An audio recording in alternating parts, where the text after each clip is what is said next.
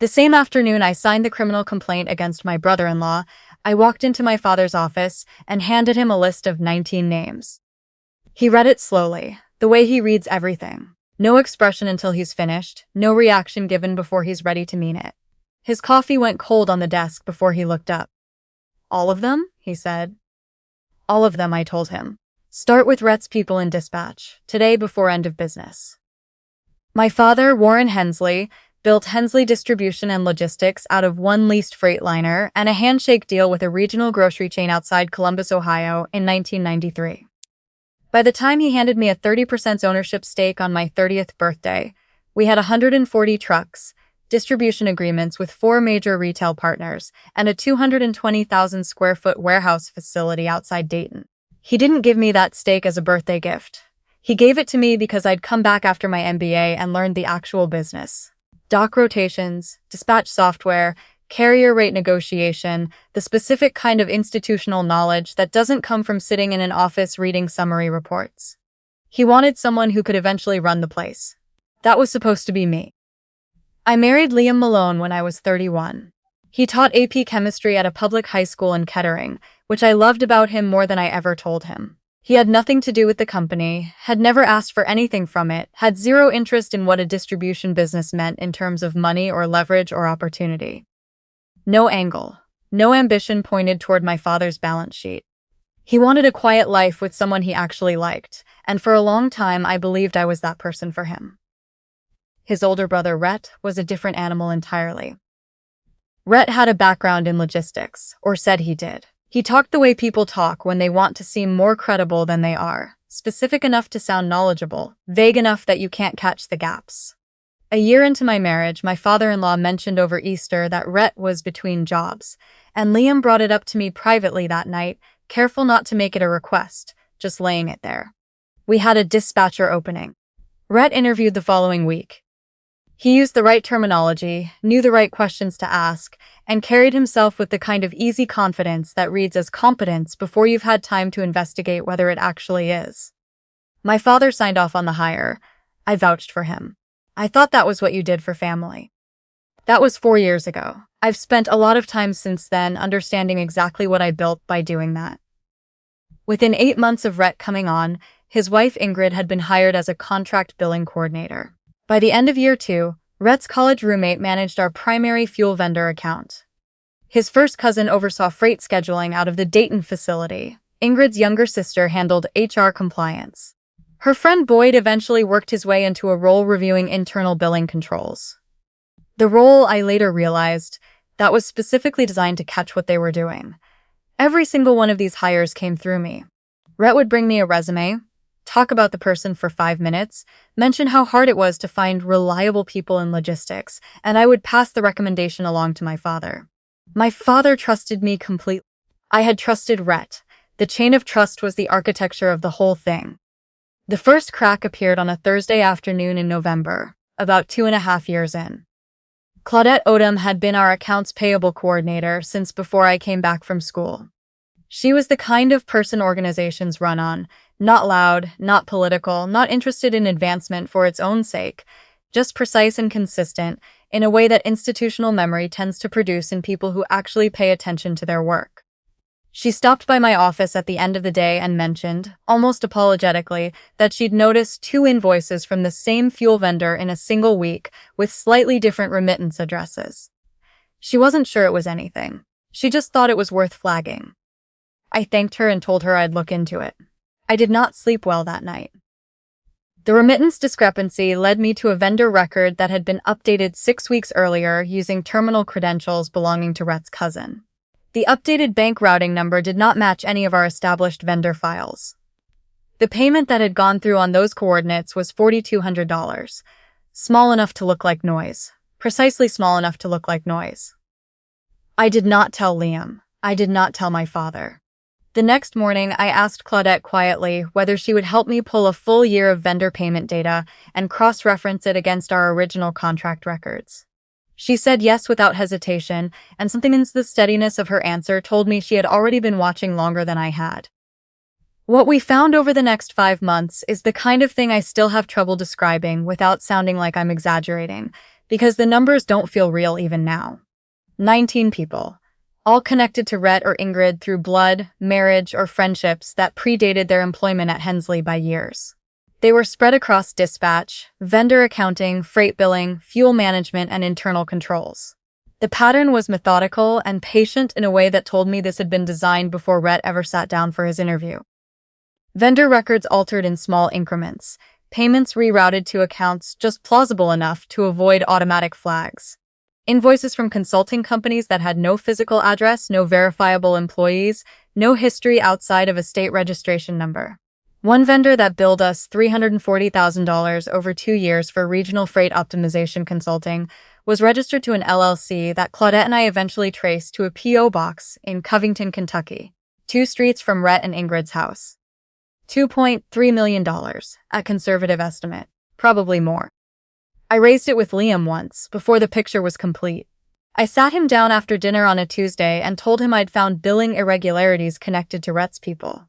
I was careful. I didn't show him documents. I just described what I'd seen and asked him if he knew anything about it. He didn't get defensive, which surprised me. He got quiet. He looked at the table for a moment and then said, "You're not going to find what you think you're going to find." I asked him what that meant. He said I was under a lot of stress, that I was looking for a pattern because I needed something to explain why things felt wrong, and that maybe I should talk to someone about the anxiety. He said it gently. He always said everything gently. I went back to working with Claudette the following week and did not bring it up to him again. We worked evenings, mostly. Claudette would pull transaction data from the legacy accounting system, the one that nobody had bothered to lock down because it was 12 years old, and everyone assumed it was too outdated to matter. And I would cross-reference it against vendor contracts, carrier agreements, and the original setup documentation for each account. I had the ownership access. She had the institutional knowledge to know what normal looked like. Together, we built a file that eventually ran to over 300 pages of transaction records, vendor registrations, terminal access logs, and bank routing numbers. I took it to a business litigation attorney in April. She read the summary document, asked 3 sharp questions, and told me this was not a civil matter. She referred me to a white-collar criminal attorney who sat with me and Claudette for 4 hours the following week and made a call to the FBI's Financial Crimes Unit in Cincinnati before we left his office. The investigation ran 4 more months. Agents pulled records. They verified the LLC registrations. They traced the bank accounts and interviewed vendors and confirmed the routing numbers. During all of that time, I went to work every day and sat in meetings with Rhett across the conference table and said nothing. Watched Ingrid walk the hallway between billing and HR. Listened to Boyd present a quarterly compliance summary without blinking. I had spent 5 months learning that patience is not a personality trait. It is a decision you make every morning when you would rather do almost anything else. The morning the district attorney's office formally accepted the case and issued target letters, my attorney called me in her parking lot. I sat in my car for a moment after we hung up. I had expected to feel something dramatic, relief or fury or vindication. What I felt instead was a very specific kind of calm. The calm of someone who has been carrying something heavy for a long time and has finally put it down in the right place. I drove to my father's office. I handed him the list. He called me at 7 the next morning and told me the employment attorney had been briefed, that HR would complete terminations by end of business, and that security would walk each person out individually throughout the day. He asked me once if I was holding up. I said yes. I meant it. 19 people gone by 4:30 that afternoon. By 5 o'clock, Rhett had already called Liam, and Liam had called me. He didn't raise his voice. That was never his way. He asked, in the measured tone of someone who has had time to compose himself, whether I understood what I had set in motion. I told him I understood it completely. He said, "I didn't know the full scale of it, Maeve." I believed him. It didn't change anything that needed to change.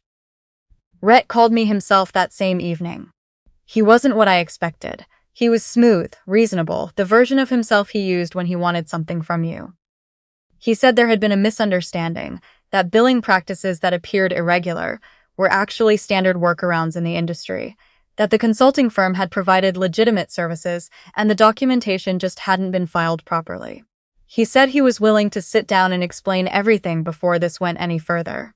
He mentioned carefully that certain disgruntled employees sometimes fed bad information upward when they felt overlooked. He meant Claudette, I knew, because he had always been polite to her face and dismissive behind it. I told him the federal investigators would be happy to hear everything he wanted to explain. Ingrid called 2 days later from a number I didn't recognize, which told me she already knew I'd blocked her. She cried. She asked how I could do this when they had children, when they had a mortgage, when we were family. I thought about $2.3 million. I thought about a P.O. box on a side street in Covington. I ended the call. Vivienne, my mother-in-law, called my father directly. I only know she called because my father mentioned it briefly, said he'd been polite and clear, and that it wouldn't be an issue. He has a way of closing conversations without scorching them. I have always admired that quality in him even when I can't replicate it. The federal case moved on its own timeline. Rhett's attorney negotiated early, which told me they understood exactly how thorough our documentation was. Ingrid reached a civil settlement with Hensley for partial restitution, a structured payment plan totaling just over $800,000, with personal asset disclosures that will follow her in any future position requiring financial trust. Rhett went to trial. He was convicted on 11 counts of wire fraud and 1 count of conspiracy, and sentenced to 38 months in federal prison. Boyd and Rhett's cousin each entered plea agreements involving cooperation, reduced sentences, and criminal records that will appear on every background check they run for the rest of their professional lives.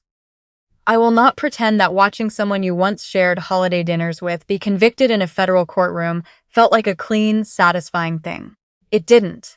It felt necessary and sad and correct all at the same time, and those feelings don't resolve each other into something tidy just because justice was done.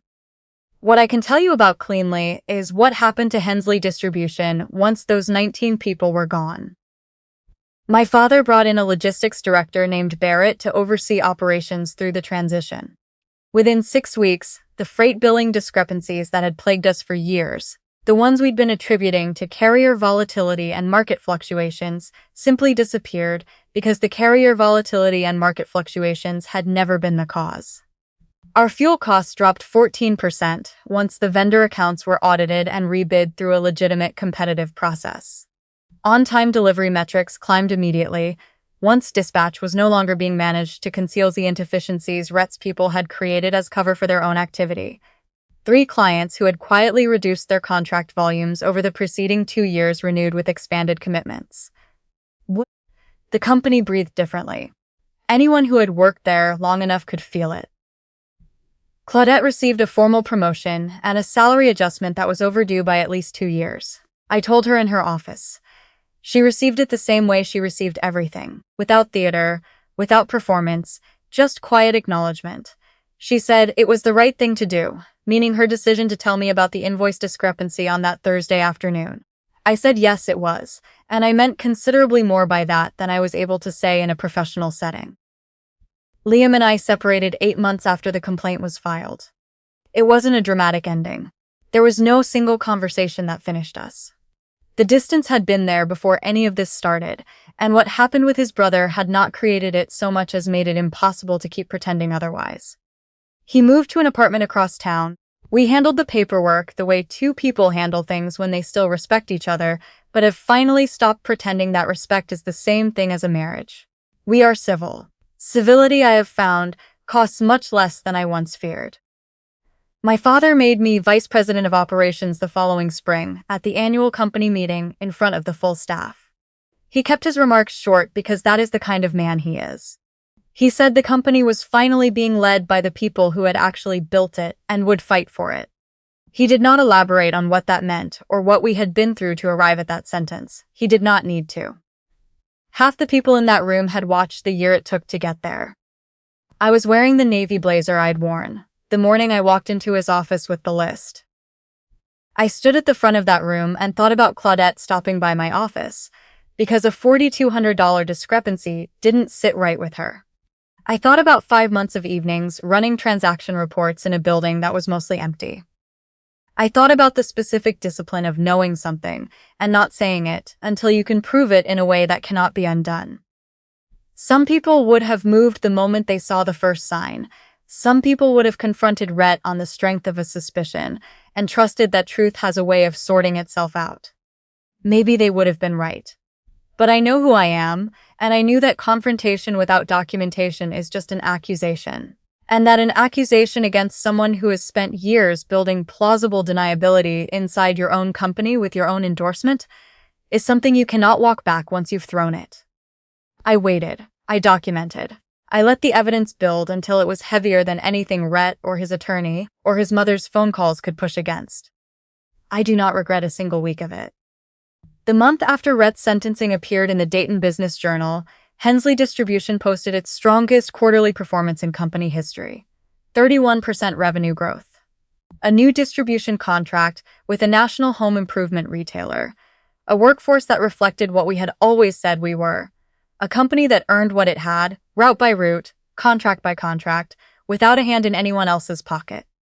My father called it a good year. I called it the first honest one in 4 and the beginning of whatever comes next.